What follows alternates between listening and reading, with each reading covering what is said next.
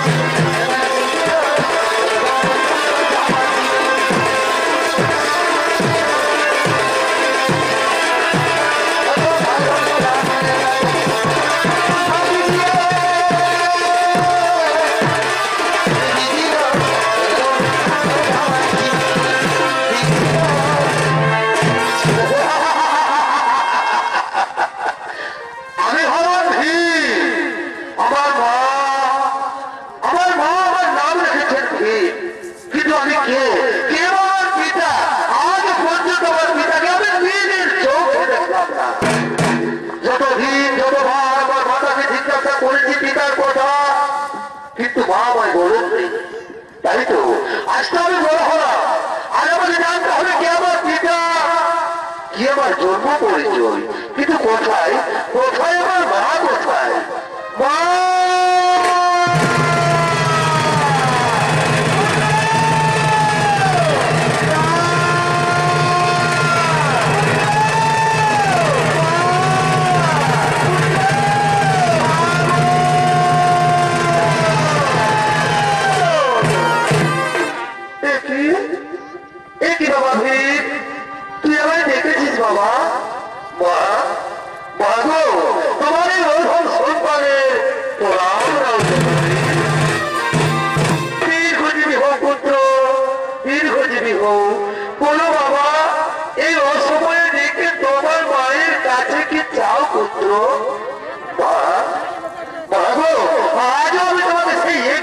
উত্তর চাই মা, একবার দয়া করে বলে দাও জননী, দেব ধৈর্য যক্ষ রক্ষ কিংবা গন্ধর্ব কিন্তু কোন বংশে আমার জন্ম, কে হয়ে আমার পিতা?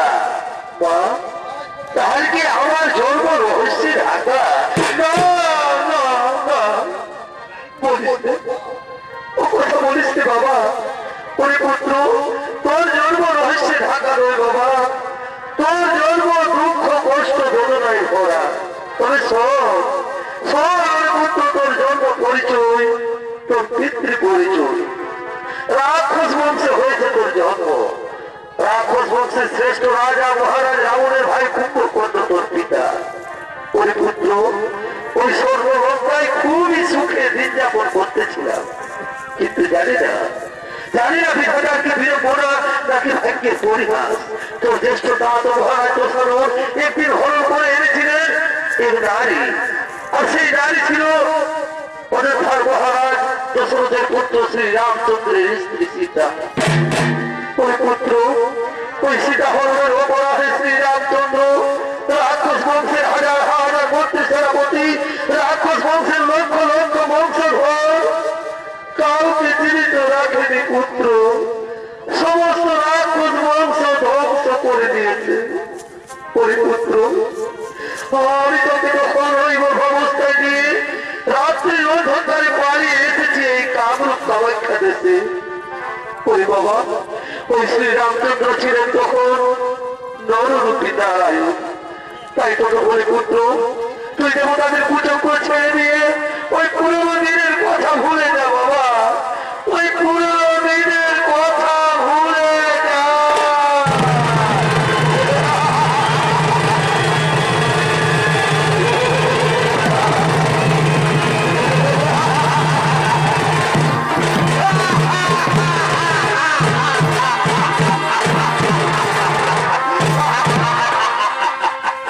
ভুলে যাবো, আমি ভুলে যাবো, আমি ভুলে যাবো।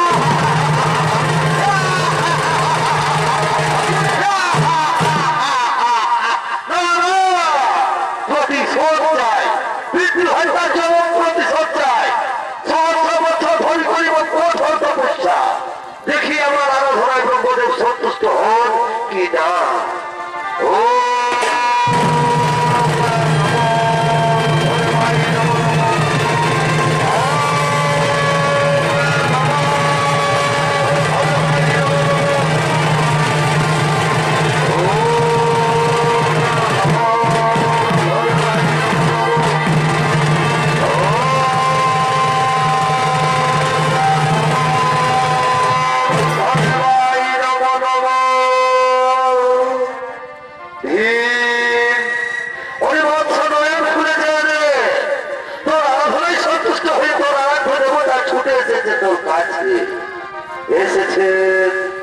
এসেছেন ভগবান, ও ঠাকুর, এই অধম সন্তানের প্রণাম আয়ুষ্মান ভব। বড় ভিড় কিবা হেতু কোন প্রয়োজনে রাখিয়েছ মরে, বাকির হবন মতো মোর চলে যায় আপন আমাসে। ওগো ভগবান, ও ভগবান বলদাতা, দয়া করতে হরবাকে বলতে এসেছেন ভগবান, যে না আজকে এই বড় রবীন্দ্র সত্যবর্তন সাধন তিরপুর জয় করে অমল হয়ে বেঁচে থাকি।